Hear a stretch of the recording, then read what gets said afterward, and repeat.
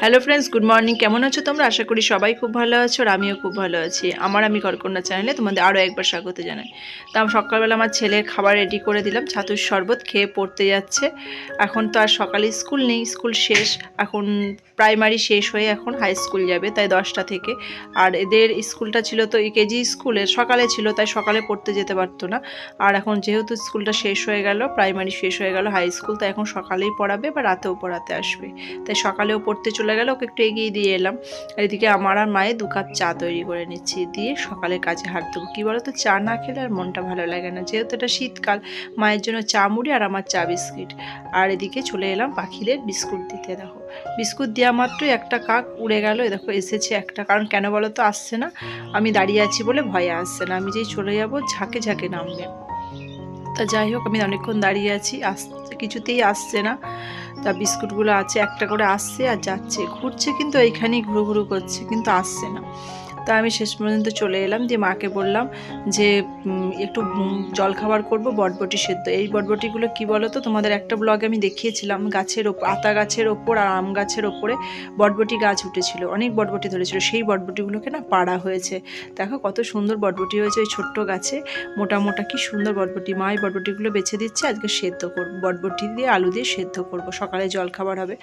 আজকে মুড়ি খাবো, বটবটি সেদ্ধ দিয়ে রুটিও ভালো লাগে, কিন্তু আজকে মুড়ি খাবার। এই দেখো বাজার করা হয়ে গেছে, গাজর, বেগুন, হচ্ছে পালং শাক। রাতে আনতে দিয়েছিলাম মামাকে, দিয়ে সকালবেলায় আমার এখানে ঢেলে দিয়ে গেল।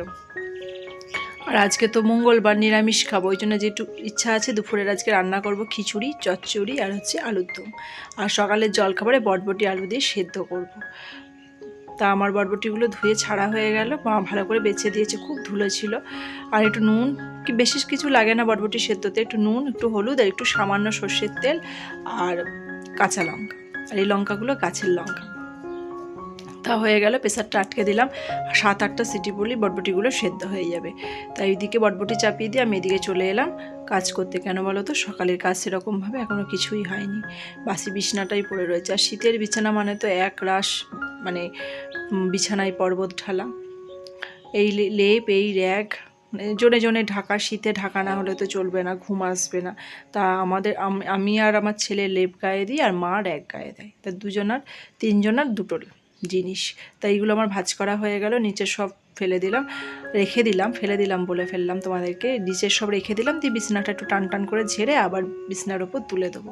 আবার কি বলো তো, কদিন না ড্রামের ভেতরেও রেখে দিচ্ছি, যদি বিছানার ওপর রাখি না, আমার ছেলে এসে মানে কি বলবো ঠাসছে, সাদা ওয়ার খুব নোংরা হয়ে যাচ্ছে।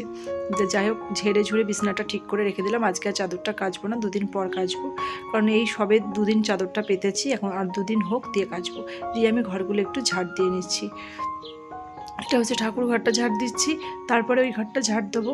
সে রাতে ঝাড় দেওয়া হয় তো, সেরকম ওই জন্য নোংরা নেই ঘরে।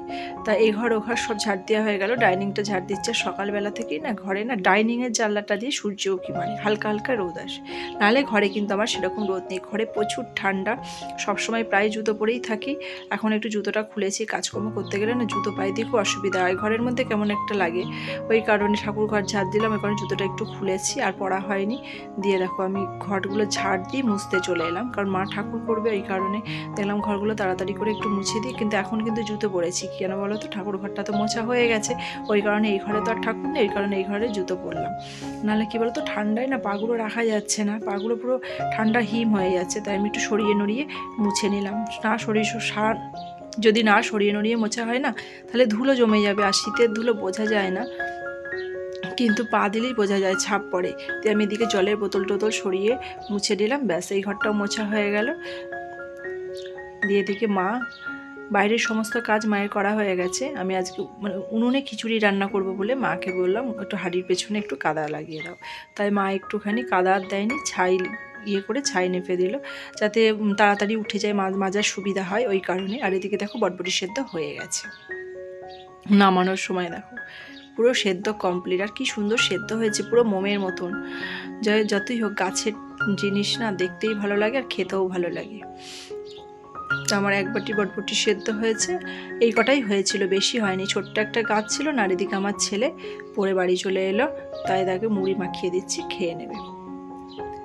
দিয়ে আমি খেতে বসে পড়বো, ওকে মাখিয়ে ঠিকঠাক করে দিয়ে আমি খেতে বসে পড়বো।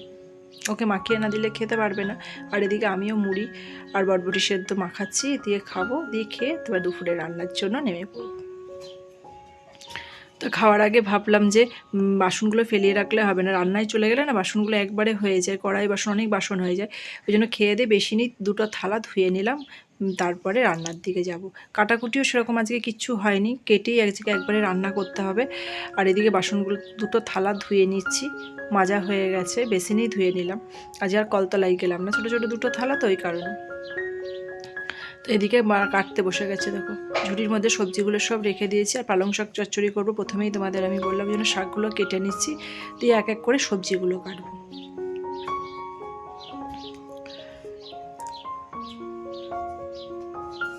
আর পালং শাকটা কী বলো তো, পরিষ্কার, শাকের মধ্যে না কোনো নোংরা ছিল না। আর এক একটা শাকের মধ্যে না অনেক বালি থাকে, ওই কারণে একটুও নোংরা নেই, শাকটা পুরো পরিষ্কার ঝরঝরের শাক, এবার ধুয়ে নিলেই হয়ে যাবে। ধোয়াটা হয়নি, মা বললো একবার আগে ধুয়ে নাও দিয়ে কাটো, আমি দেখলাম থাক আগে কেটেই নিই, কাটতে যখন বসে গেছি কেটেই নিই। তো পালং শাকটা এদিকে কাটা হয়ে গেছে, এদিকে সমস্ত শাকের যা যা সবজি লাগে, মূলো, বেগুন, শিম, এগুলো সব এক এক করে কেটে নেবো। তো আমার বেগুনটা কাটা হয়ে গেল, দিয়ে আবার গাজর দেবো, দেখলাম গাজরটা আছে যখন গাজর দেবে। দেখো আলুর দমের জন্য আলু কাটা হয়ে গেছে, এদিকে পালং শাকের জন্য শিম, মূলো, বেগুন, গাজর, আলু এগুলো কাটা হয়ে গেছে। এ দেখো শাকটাও আমার ধুয়ে আনা হয়ে গেছে। আর এদিকে খিচুড়ির মধ্যে দেবো পেঁপে, ফুলকপি, মূলো, আলু, গাজর। তো ওটা কেটে রেখে দিলাম, আগে গ্যাসেতে তরি তরকারিগুলো করে নেবো, তারপরে খিচুড়িটা তো বাইরে করবো। আলুর দমের আলুটা না একবার সিটি মেরে নিয়েছিলাম, এদিকে পালং শাকটাও একটা সিটি মেরে নিয়েছি তাড়াতাড়ি হয়ে যাবে বলে।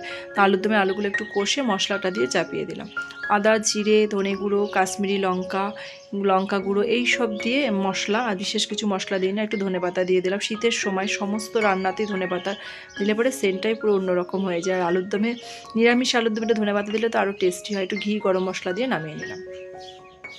তো আমার আলুর দমটা এদিকে কমপ্লিট।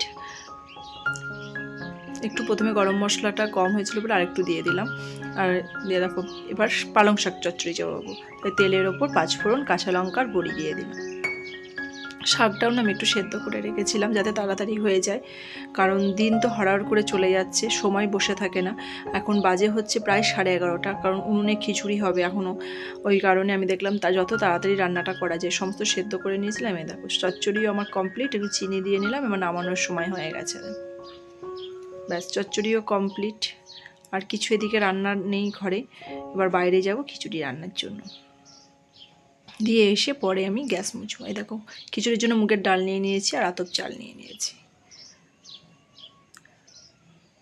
দেখো উনুনটা প্রতিদিনই মা ধরিয়ে দেয়, মার আজকে এখনও সময় হয়নি, ওই জন্য আমিই ধরিয়ে নিচ্ছি।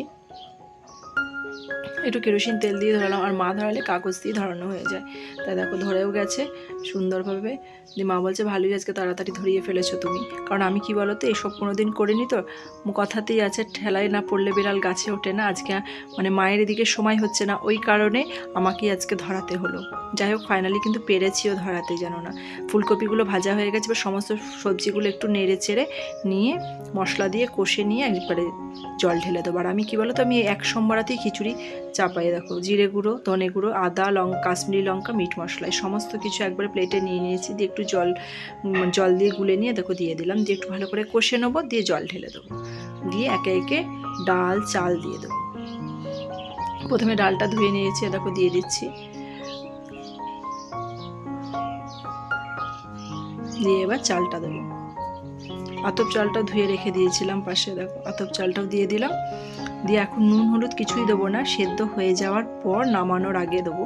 তা দেখুন সেদ্ধ প্রায় হয়েই গেছে, একটু সামান্য নুন দিয়ে দিলাম, নুনটা দিয়ে একটু সেদ্ধ করে নেবো, তারপরে নামানোর সময় হলুদ দেবো। আর এদিকে কী বলতো খিচুড়িটা ওদিকে চাপিয়ে এসেছি, মা একটু জাল দিয়ে দিচ্ছে, আমি এদিকে গ্যাসটা মুছে নিলাম, কারণ যতই চচ্চড়ি আলুর দম হয়েছিল গ্যাসটা একটু নোংরা হয়েছিল, ওই কারণে একটু মুছে নেবো।